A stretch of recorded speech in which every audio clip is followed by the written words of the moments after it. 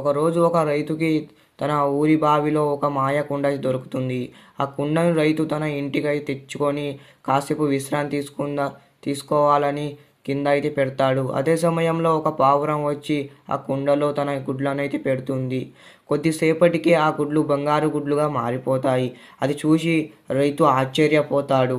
ఆ రాత్రి వేళ కుండను బంగారు గుడ్లను తన పక్కనే పెట్టి నిద్రిస్తాడు.